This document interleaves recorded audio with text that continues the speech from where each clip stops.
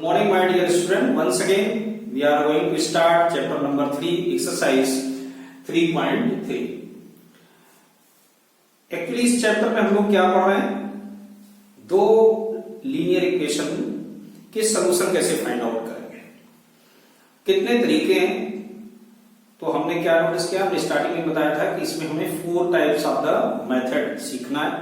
जो पहला मेथड था वो ग्राफिकली था आपका, दूसरा आपका कौन सा है, ये सब्स्टिट्यूशन मेथड है, और तीसरा आपका है एलिमिनेशन मेथड, और चौथा आपका है क्रॉस मल्टीप्लिकेशन मेथड। तो फर्स्ट 3 मेथड से आपका इंट्रोडक्शन छोटी क्लास में हो चुका है। जो फोर्थ है वो आपके लिए कुछ नया होगा, लेकिन आज अभी हम डिस्कस कर रहे हैं सेकंड नंबर, और सेकंड नंबर क्या कहता है हमारा, सब्स्टिट्यूशन मेथड। तो ये सब्स्टिट्यूशन मेथड क्या है, कैसे अप्लाई करते हैं, क्या करना है आपको थोड़ा सीखते हैं। Suppose then you have one equation a1x plus b1y plus c1 equal to 0, एक इक्वेशन आपके पास ये, and second equation a2x plus b2y plus c2 equal to 0। तो आपके पास ये दो इक्वेशन आपको एक क्वेश्चन में गिवन होंगी। करना क्या है कि किसी एक इक्वेशन से किसी की भी वेरिएबल की वैल्यू, तो मैं क्या बोल रहा हूं ध्यान देना, किसी एक इक्वेशन से x या y जो आपको कंफर्टेबल लगे उसकी वैल्यू को निकाल के आपको सेकंड इक्वेशन में पुट करना है, या सेकंड इक्वेशन से x या y की वैल्यू को निकाल के फर्स्ट में रखना है। इसमें कोई इस तरह नहीं कि नहीं मुझे x की वैल्यू निकाल के रखना है या y की रखना है, जो आपको सुटेबल लगे, जो आपको इजी लगे, आपको वही करना है। तो यही हम सीखेंगे, कुछ एग्जाम्पल एक्सरसाइज जब क्वेश्चन करेंगे तो और अच्छा आपको क्लियर होगा। तो देखते हैं फर्स्ट क्वेश्चन हमारा क्या है। Question number 1 is given x plus y equal to 14, x plus y equal to 14. This is the first equation, and second equation is given x minus y equal to 4. This is the second equation. अभी लोग starting में पहला लिया है, ये first question का first part है। अब देखो, हम इससे x की वैल्यू या y की वैल्यू निकाल के सेकंड में रख दें, या सेकंड से निकाल के फर्स्ट में। तो मैं फर्स्ट से ही लेता हूं, फ्रॉम फर्स्ट क्या कहता है फर्स्ट, कि मैंने यहां पर y की वैल्यू को लिखा 14 minus x, 14 minus x, x का है राइट साइड। तो this is a third number equation, आप इसे क्या लेंगे, थर्ड नंबर इक्वेशन। अब मैं क्या करूंगा, इस इक्वेशन यानी इस वैल्यू को, इस y की वैल्यू को कहां रखने वाला हूं, सेकंड। तो मैं लिखूंगा, लैंग्वेज है क्या कि फ्रॉम, लिखेंगे putting the value of y from third in second। कहां से, y की वैल्यू को थर्ड इक्वेशन से, from putting the value of y from third in second. तो क्या आएगा,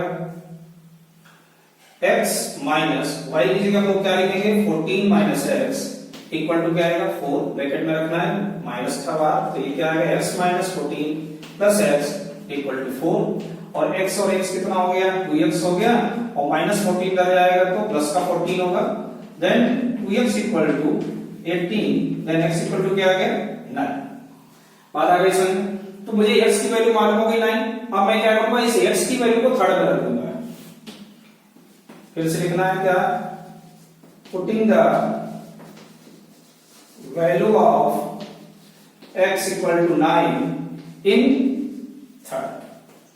तो क्या मिलेगा हमको, y इक्वल टू 14 माइनस 9, और 14 माइनस 9 कितना होता है, 5।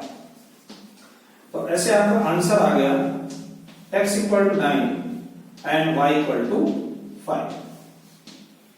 ये समझ में आ गया, ठीक।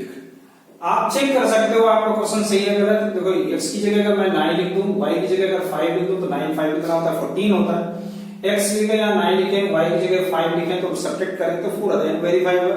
एक चीज, दूसरा मैं आपको और बताता हूं कि आप थोड़ा रफ वर्क कर लीजिएगा सॉल्व करने के पहले, कि क्या इसका सॉल्यूशन पॉसिबल है। कभी कभी क्वेश्चन में ऐसी इक्वेशन भी दे दी जाती है ना, सॉल्यूशन पॉसिबल नहीं होता, हम लगे रहते हैं सॉल्व करने में। क्या करना है, रफ में आप यूज कर सकते हैं। यहाँ a1 क्या है, a1 अपॉन a2 की बात करें तो क्या है, 1 है, इसमें भी 1 है, 1 upon 1। Clear? Similarly b1 upon b2 क्या है?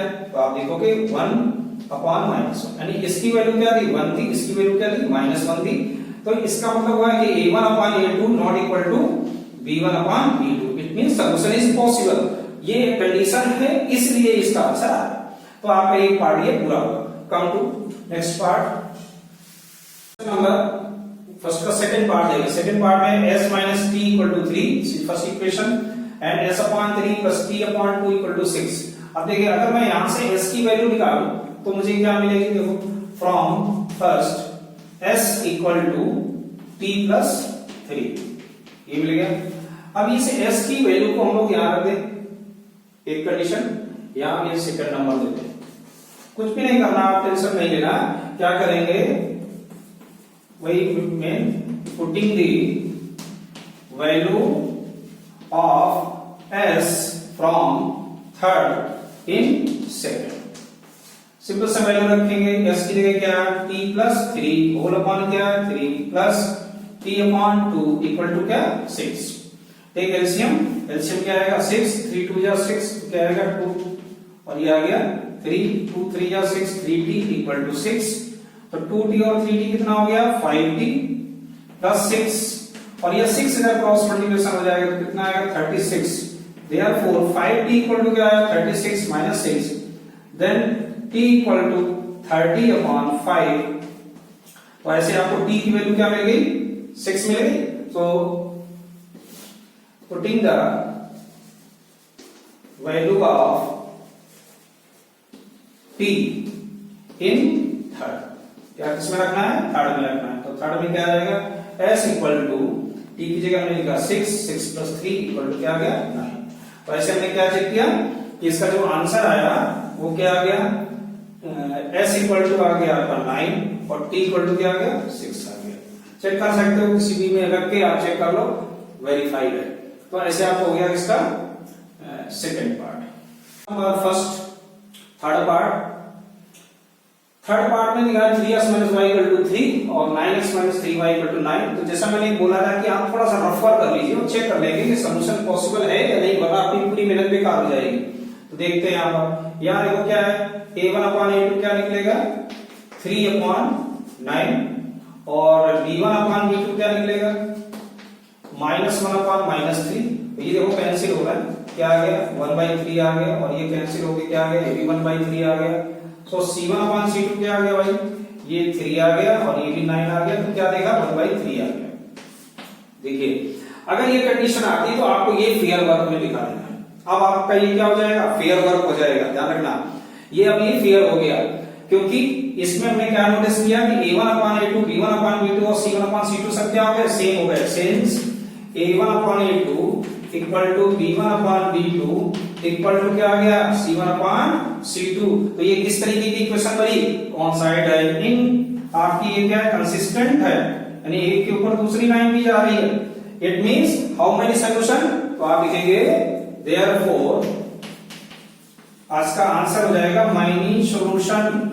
बस यही आपका आंसर हो जाएगा, इतना ही करना है, छोड़ दीजिएगा। ये आपको फेयर में दिखा दो यहाँ पे, ठीक है ना? समझ आ गया? So come to next part. Question number first का फोर्थ पार्ट ये। अब इसमें डेसिमल आ गया, तो हो सकता है आपको डेसिमल देख के थोड़ा डर लग रहा हो, ये तो बड़ा टफ हो गया, डेसिमल आ गया, कैसे सॉल्व करें? डोंट वरी, ये क्वेश्चन बहुत ही सिंपल है। देखते हैं क्या।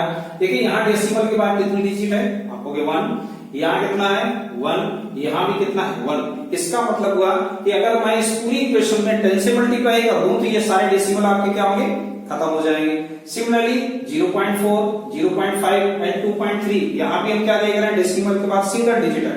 इसका मतलब अगर इसमें भी मैं मल्टीप्लाई कर दूं 10 का तो ये खत्म हो जाएंगे। तो देखते हैं, तो अपनी नई इक्वेशन क्या बन जाएगी? अगर मैं इसमें 10 से मल्टीप्लाई कर दूं तो क्या मिलेगा मुझे? 2x plus 3y equal to 30। इसको आपने नई इक्वेशन दे दी थर्ड। और similarly multiplied by 10 in second तो क्या मिलेगा मुझे? 4x plus 5y equal to 23। ये हो गई आपकी 4। अब मुझे क्या करना है? इन दोनों इक्वेशन को सॉल्व करना है। देखिए इस वाली इक्वेशन से या इससे, मैंने बोला था you are free, you can take any value, कोई भी वैल्यू ले सकते हैं। तो मैं अगर फर्स्ट बोलूं फ्रॉम फ्रॉम फर्स्ट। अगर मैं फर्स्ट से लेता हूं तो क्या मिलेगा मुझे 2x equal to 13 minus 3y। बात आ रही समझ में? देन x इक्वल टू क्या आएगा 13 माइनस 3y होल अपॉन 2। तो दिस इज इक्वेशन नंबर 5। देखिए आप कभी कंजूसी मत करिएगा इक्वेशन नंबर देने में। इक्वेशन नंबर जब हम दे देते हैं तो मुझे जो स्टेटमेंट लिखना होता है वो हमारा सिंपल हो जाता है। अब क्या करना है, putting the value of x from fifth इन इसमें फोर्थ में रखने जा रहे हैं। तो फोर्थ में जैसे हम लोग रखेंगे, चलो इसको इस साइड में कर देता हूं। तो ये क्या जाएगा 4 और ये आएगा 13 minus 3y whole upon 2 plus 5y equal to 23। देखिए ये 2 4 को कैंसिल कर रहा है, चलिए और कैंसिल कर देते हैं। 2 का अंदर इंटू कर दीजिए, कितना आएगा 26 minus 6y plus 5y equal to क्या आया 23। और ये कितना बच गया माइनस y आ गया। 26 राइट साइड में चला गया, माइनस हो गया। तो माइनस y इक्वल टू क्या आ गया, ध्यान से देखो कितना आया minus 3। Therefore y equal to क्या आ गया 3। तो y की वैल्यू लोगों को मालूम हो गई। ये स्टेटमेंट यहां का है। So now once again putting the value of y। देखिए ये लिखना जरूरी है आपको, हर एक क्वेश्चन में आपको लिखना जरूरी है। लिखेंगे नहीं तो वो उसका सेंस नहीं पता चलेगा। So putting the value of y इन कौन सी इक्वेशन थी फिफ्थ में हम लोग रखते हैं। फिफ्थ क्या कह रही है x equal to 13 minus 3y। y की जगह क्या लिखना है 3 और होल अपॉन में क्या है 2। सो 13 माइनस क्या आ जाएगा, ये क्या आएगा 9 आ जाएगा। 3 3 जा 9 अपॉन 2। तो भाई बोलो कितना आ गया 9। ये कितना आ जाएगा 4 अपॉन 2 दैट इज इट। तो ऐसे आपका आंसर क्या आ गया, आंसर आ गया x equal to 2 and y equal to 3। ये आपका आंसर होगा। चेक करो x की वैल्यू अगर हम 2 और y की वैल्यू 3 रखें तो क्या आएगा, देखो 2 2 जा 4 हो जाएगा 0.4, 3 3 जा 9 0.9 और 0.4 0.9 कितना होता है 1.3। तो ऐसे हम लोग करेंगे। नीट एंड क्लीन करना है पूरे स्टेटमेंट के साथ। Come to next part, question number first का फिफ्थ पार्ट में बात करते हैं लोग। देखिए यहाँ पे जैसे बाकी जो क्वेश्चन किए उन्हीं की तरह करना है। आप √2 √3 और इनको देखकर आपको टेंशन नहीं होना है, बिल्कुल इनको उसी तरह ट्रीटमेंट उसका करिएगा। इससे देखो क्या करते हैं लोग, फ्रॉम फर्स्ट से अगर हम वैल्यू निकालें x की तो क्या आएगा √2x इक्वल टू क्या आएगा minus √3y। Then x equal to क्या आएगा minus √3y upon √2। This is third one. अब वही language from third the value of x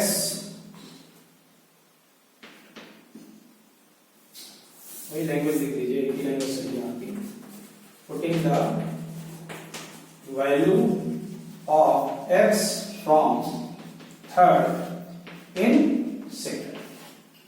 तो क्या आएगा √3 तो पहले से लिखा है, इंटू x की जब वैल्यू हम लोग लिखेंगे तो क्या आएगी माइनस में ब्रैकेट में मैंने लिख दिया √3y अपॉन √2 और माइनस √8y इक्वल टू 0। देखिए √3 का इंटू √3 में होगा तो 3 आ जाएगा। ये आ जाएगा माइनस 3 अपॉन √2y माइनस √8 को हम लोग क्या लिख सकते हैं 2√2 लिख सकते हैं। √8 को 2√2 आप ब्रेक कर लो, 8 को क्या लिख सकते हो 2 इंटू 2 इंटू 2 और इसका जब स्क्वायर रूट निकालोगे तो ये बाहर आ जाएगा, ये अंदर रहेगा। तो 2√2y इक्वल टू 0। आप एलसीएम लेके सॉल्व कर लेंगे तो क्या मिलेगा माइनस 3y माइनस इसका इसमें इंटू होगा तो क्या जाएगा 4y इक्वल टू √2 कहां चला जाएगा 0 के पास 0। इन दोनों को करेंगे क्या तो ये आएगा 7y that is a 0। Then y equal to 0। तो यहां y की वैल्यू क्या आ गई 0।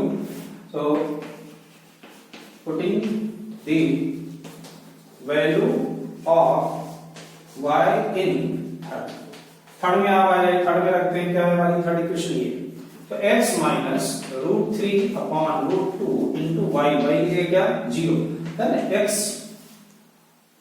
Then x equal to also be 0, ये माइनस है।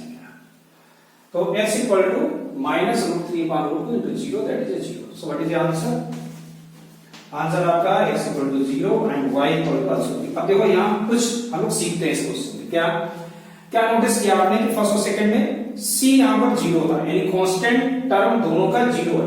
तो ऐसी जितनी भी इक्वेशंस है, जितनी भी इक्वेशंस होती हैं वो हमेशा कहां से पास होती है? ओरिजिन से। ध्यान रखना, जो भी इक्वेशंस हैं वो हमेशा क्या होगी? 0 ओरिजिन से ही पास होगी, इनफाइनाइट लाइन। उनके हमेशा जो सॉल्यूशंस होंगे वो 0 0 ही होंगे। ध्यान रखना इस बात का। अगर किसी भी इक्वेशन में कांस्टेंट टर्म 0 हो जाता है तो पेयर आप एक दूसरे को ओरिजिन पर इंटरसेक्ट करेंगी, 100% करेंगे। तो ये बात आ गई समझ में, इसलिए इसका answer 0 0। So come to 6th part, last.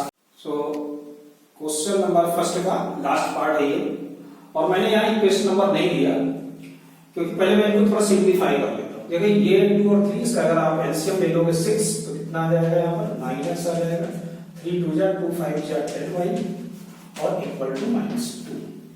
तो हमारी इक्वेशन क्या बन जाएगी? 9x minus 10y equal to -12। अब इसे दे दीजिए फर्स्ट इक्वेशन। बात आ गई कोई समझ?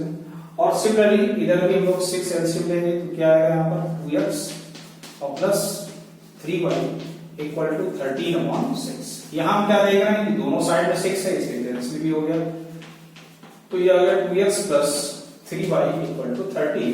This is equation number 2। अब ये हमारे जैसे प्रीवियस क्वेश्चंस थे वही बन गए।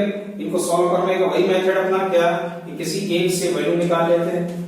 तो क्या आएगा? ये 10y minus 12, then x equal to क्या आएगा? 10y minus 12/9। So this is a third equation.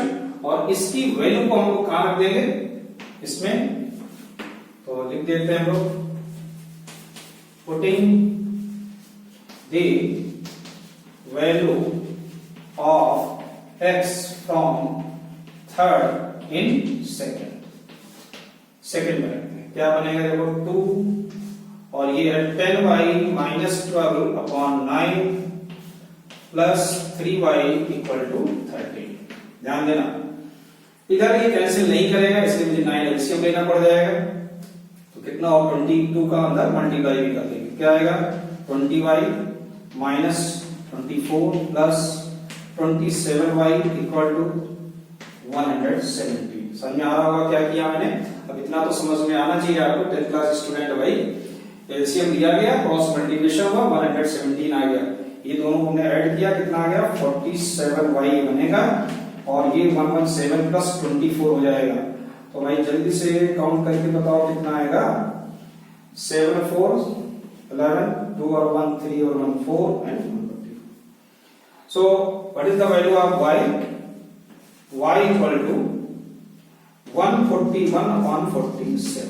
कितने से कैंसिल हो रहा है? 3 से। 3 7 जा 21, 3 4 जा 12। ठीक। सो y की वैल्यू क्या आ गई? 3 आ गई। तो y की वैल्यू को हम लोग क्या करेंगे? रख देते हैं, putting the value of y in third. क्या बनेगा भाई?